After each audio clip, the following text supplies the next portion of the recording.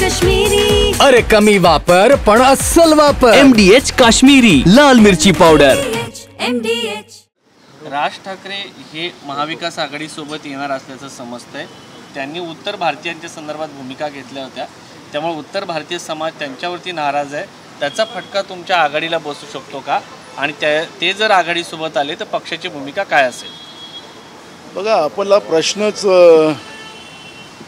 हा थोडा मॅच फिक्सिंगचा दिसतो आहे. नाही, कारण माझं ऐकून घ्या पूर्ण. आता तुम्ही प्रश्न असा विचारला म्हणून त्या दोघा भावांचं मिलन होत असेल तर तुम्हाला त्रास व्हावं असं मला नाही. राजकीय मिलन आहे सर, काय असेल मला माहिती नाही, पण ते दोघं भाऊ आहेत. दोघं भाऊ एक होत असतील तर त्याचं स्वागतच केलं पाहिजे. पण दुसरा महत्त्वाचा विषय की आम्ही नरेंद्र मोदी नाही, आम्ही अमित शहा नाही की दुसऱ्याचे घरं तोडायला जाणार. त्यामुळे ते दोघं भाऊ एकत्रित येत असतील तर त्याचं आम्ही स्वागतच करू. राहिलं या ज्या लोकल बॉडीज निवडणुका ज्या आहेत, या सगळ्या निवडणुका स्थानिक कार्यकर्ते, स्थानिक नेते या सगळ्यांसोबत विचारविमर्श करूनच त्याचा निर्णय आम्ही लोक घेणार आहोत. सगळेच पक्ष घेणार आहेत. त्यांनी सगळ्या पक्षांनी आपली भूमिका त्या ठिकाणी स्पष्ट मांडलेलीच आहे. आमची पण भूमिका तीच आहे. आणि त्याच्यामुळे हा महाविकास आघाडी आणि याच्याशी त्याचा संबंध येत नाही. संबंध हा स्थानिक पातळीवर लोकल बॉडीच्या निवडणुकीमध्ये स्थानिक कार्यकर्त्यांच्या आधारावर निर्णय आम्ही घेऊ. नाना, प्रश्न याच्यासाठी महत्त्वाचा आहे की राज ठाकरेंनी उत्तर भारतीयांच्या संदर्भात घेतलेली भूमिका तुम्हाला मान्य आहे का, हा असा प्रश्न आहे. आणि ते सोबत आल्यानंतर तुमच्या पक्षाला फटका बसू शकतो, हा प्रश्न आहे. बघा, आमचा त्यांच्या राज ठाकरे आणि आम्ही लढणार की नाही लढणार हा विषय आज नाही आहे. त्याच्यामुळे मी त्या प्रश्नाचं उत्तर आत्ता देणं काही बरोबर नाही आहे. त्याच्यामुळे आम्ही काही भाजप पण नाही आहो की आम्ही चक्की पिसिंग अजित पवार आणि मग त्याच अजित पवारवर बसून आम्ही सत्ता आणि सत्तेमधला मलाई खाऊ, हे काम आमचं नाही आहे. त्याच्यामुळे हा पिसिंग धंदावर चर्चा आम्हाला आत्ता करायची नाही आहे. आणि मी लग्नच करणार नाही, त्याच्याबरोबर युती करायची ते पण म्हणणार नाही. आता ते त्यांचं लग्नही झालं त्याच्यानंतर. त्यामुळे या सगळ्या विषयावर मी आज त्याच्यावर जाणार नाही. त्याच्यामुळे मला तुम्ही किती विचारलात तरी मी आज त्याच्यावरचं उत्तर देणार. बैठक पार पडलेली कुठेतरी काँग्रेस जर स्वबळावर गेली तर तुम्हाला सोयीस्कर जाईल लढायला असं वाटतंय का? कारण इतर ठिकाणी तुम्हाला खूप त्रास झाला लोकसभा विधानसभेला जागा वाटत. मी त्रासाला का मी बाहेर जाहीर केलेलं नाही. त्याच्यामुळे त्रास झाला की नाही झाला हे तुम्ही मला काही सांगायला आता नको.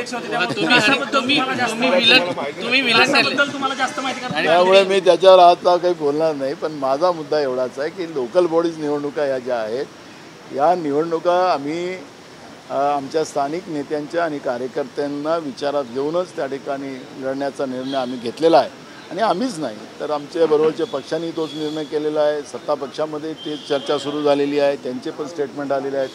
त्याच्यामुळे लोकल बॉडीज निवडणुकीमध्ये काय होतील ते त्यावेळेस निवडणुका लागल्यावरच आपल्याला स्पष्ट होईल. काल तुमच्या अध्यक्षांनी असं विधान केलंय की आघाड्या केल्यामुळं पक्षाला मोठा फटका बसला आणि स्थानिक स्वराज्य संस्थांमध्ये आता त्यामुळं हा प्रश्न निर्माण होतो की तुम्ही आघाड्या करणार की नाही करणार. आमच्या प्रदेशाध्यक्षांनी कार्यकर्त्यांचं मत ऐकून त्या पद्धतीचं बोलले असतील. कार्यकर्त्यांचं मत मांडणं पक्षप्रमुखाचं ती गरज असते, त्या पद्धतीचं त्यांनी मत मांडलं असेल. त्याला काही अदरवाईज घेण्याचं काही कारण नाही. नाना, तळी आणि काही भागामध्ये दरड कोसळून अनेक लोकांचा मृत्यू झाला होता. त्यांना अद्यापपर्यंत घरं मिळालेली नाही. सरकारने त्यावेळेस आश्वासन दिलं होतं. महाराष्ट्रामध्ये हे जे खोटारडं जे सरकार आहे, निवडणुकीच्या वेळेस मग लाडक्या बहिणीला फसवायचं, तरुणांना फसवायचं, शेतकऱ्यांना फसवायचं, दरड कोसळून जे तळी गावातली घरं बांधून देतो म्हणून सांगितलं, ते घरं अजूनपर्यंत दुसरा पावसाळा लागला अजूनपर्यंत घरं बांधून दिली गेली नाहीत. राज्यामध्ये कायदा सुव्यवस्था तर आता सगळ्या नंगानाचंच चाललं झालं. आता भाजपचाच पदाधिकारी पुण्यामध्ये एका महिला पोलिसांवर तिथंच अतिप्रसंग करायला पाहतो आहे. त्याचे व्हिडिओ आपल्या सोशल मीडियामध्ये पाहतो आहे. तर आता हे कुठल्या लेवलवर हे लोक गेलेले आहेत, किती सत्तेचा माज या लोकांमध्ये आलेला आहे ते आपण सगळेजण पाहतोच आहे.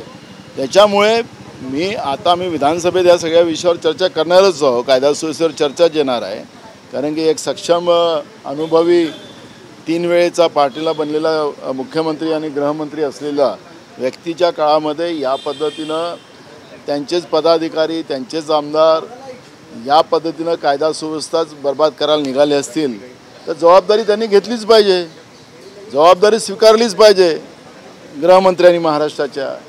आणि त्याच्यामुळे महाराष्ट्रामधला जो कायदा सुव्यवस्थेचा प्रश्न आहे, जनतेचे प्रश्न आहेत, आरोग्याचे प्रश्न आहेत, शिक्षकांचे प्रश्न आहेत, विशेष करून शालांत ID चा घोटाळा एक मोठा प्रमाणात झालेला आहे की राज्याच्या तिजोरीला जे भाजप आणि RSSच्या विचाराच्या ज्या शाळा आहेत त्यांना नकली शिक्षक दाखवून राज्याची तिजोरी दिवसाढवळ्या लुटली गेलेली आहे. आणि त्याच्यामध्ये अधिकारी असतील किंवा भाजपचे आणि RSSचे पदाधिकारी असतील त्यांचा त्याच्यात सहभाग आहे. त्यामुळे हे सगळे विषय आता महाराष्ट्रातल्या विधानसभेमध्ये महत्त्वाचे राहणार आहेत आणि ती लढाई आम्ही विधानसभेत लढू. कुणाल पाटील भाजपमध्ये जातात, एवढे सगळे जनतेचे प्रश्न असताना काय नक्की त्यांना तिकडून जाऊन सोडायचे आहेत का? तुमची काही चर्चा झाली आहे का? सगळे पक्षाच्या पातळीवर त्याची चर्चा झालेली आहे, पण ते कशासाठी जातात त्यांनाच विचारा. त्यामुळे मला त्यांच्यावर काही फार प्रतिक्रिया द्यायची नाही. बैठकीत काय निर्णय झालेले आहेत?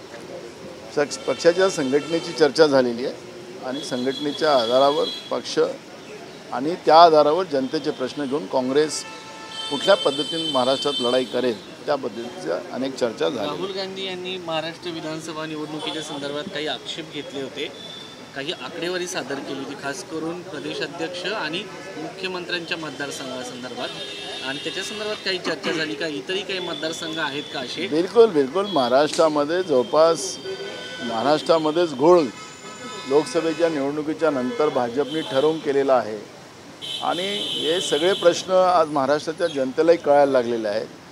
राहुलजी असो आम्ही असो सातत्याने हे मुद्दे मांडतो आहे आणि या मुद्द्याला डायव्हर्ट करण्यासाठी निवडणूक आयोग, पण त्याचं उत्तर भाजप जे देते आहे, निवडणूक आयोगही खोटं बोलायला मागं पुढं पाहत नाही. आपण पाहिलं असेल की आम्हीच मागणी केलेली जी होती की संध्याकाळी 5 वाजताच्या नंतर जे मतदान झालेलं आहे त्या कोणत्या बूथवर झालेलं आहे, किती लाईन लागलेली होत्या त्याचे फुटेजेस आम्हाला पाहिजे.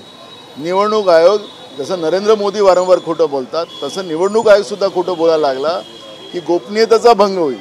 मला एक कळत नाही की लाईन लागलेली आहे, कोणी कोणाला मत मारलेलं आहे ते आम्हाला बघायचं नाही आहे. लाईन कोणत्या बूथवर लागलेली आहे हे माहिती आम्हाला पाहिजे, तो अधिकार आमचा होता. पण 48 तासात निवडणूक आयोग आणि मोदी सरकारने रूल 93 बदलवण्याचं काम जे केलेलं आहे हे कशासाठी केलेलं आहे? काय माहिती लपवत आहे तुम्ही? लोकशाहीचा गळा घोटण्याचं पाप तर तुम्ही केलेलं आहे, पण जे रूल 93 तुम्ही बदलवलात याच्यामधलं एक गोष्ट स्पष्ट झालेली आहे की महाराष्ट्राच्या निवडणुकीमध्ये भाजपनीच नव्हे तर नरेंद्र मोदी आणि निवडणूक आयोगाने दोघांनी मॅच फिक्सिंग करून महाराष्ट्राच्या लोकशाहीचा गळा घोटलेला आहे.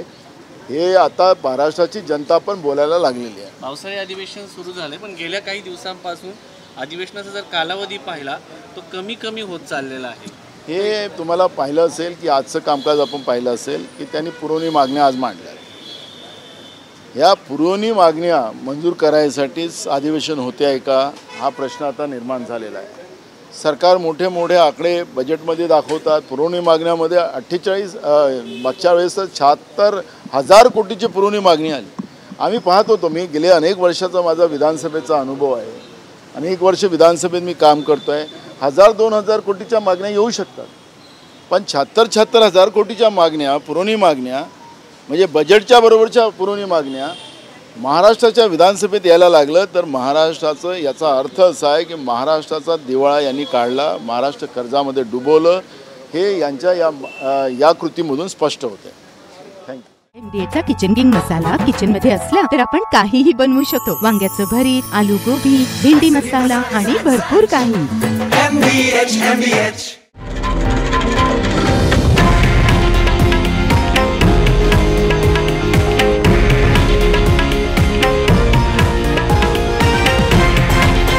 हे आहे देशातील नंबर 1 न्यूज नेटवर्क आणि आपण पाहत आहात TV9 मराठी, एकमेव.